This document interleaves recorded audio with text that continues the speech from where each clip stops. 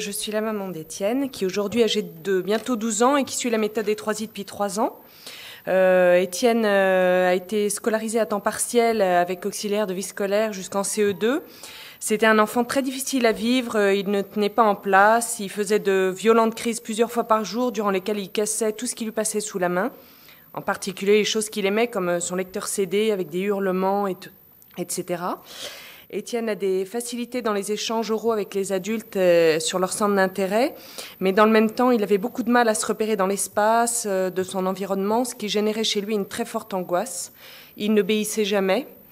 Il était obnubilé par la nourriture et les horaires des repas, ne pensait qu'à manger.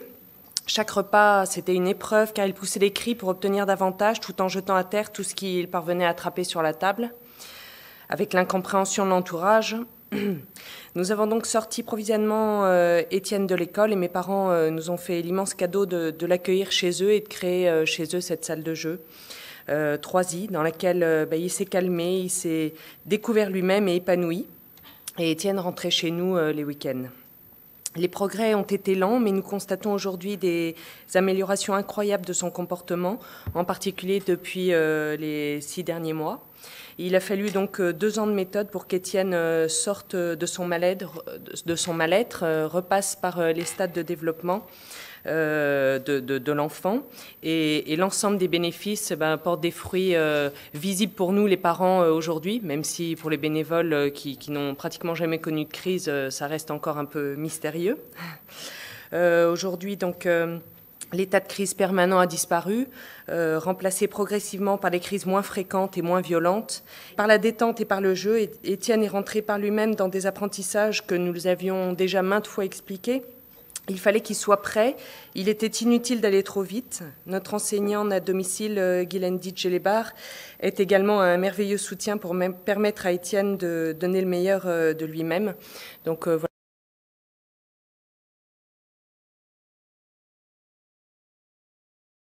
À tout juste 17 ans, Étienne est apprenti dans un supermarché.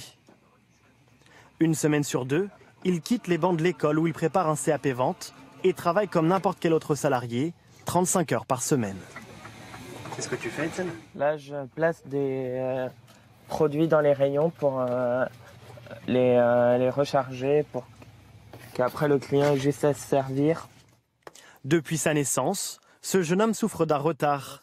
Il a une mémoire déficiente et peine à écrire. Mais aujourd'hui, il sait s'adapter à des situations imprévues et répondre aux besoins des clients. Je connais le magasin, je sais où sont rangés les produits. J'ai juste à leur dire c'est par là, ou c'est à gauche, ou c'est à droite. Grâce à des horaires aménagés, le jeune apprenti progresse à son rythme et devient de plus en plus autonome au travail comme à la maison. Son autonomie est totale dans les transports et puis également en cours. Maintenant, il gère bien son emploi du temps.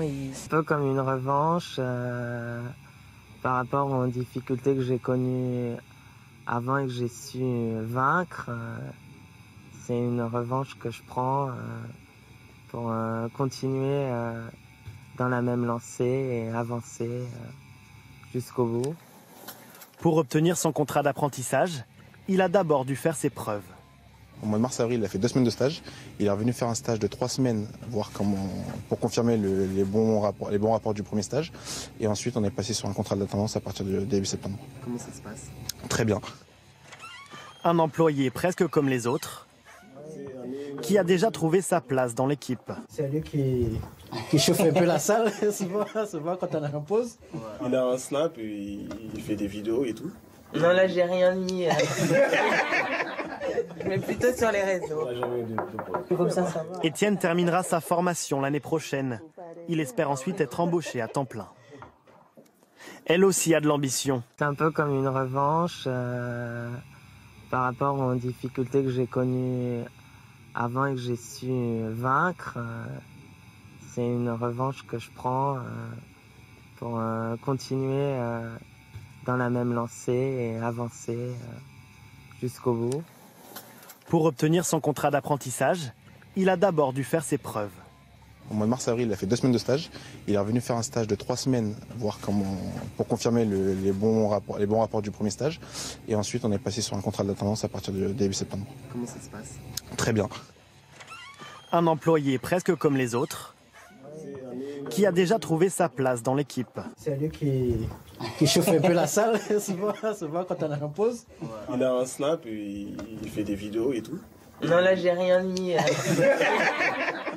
Mais plutôt sur les réseaux. Comme ça va. Étienne terminera sa formation l'année prochaine. Il espère ensuite être embauché à temps plein.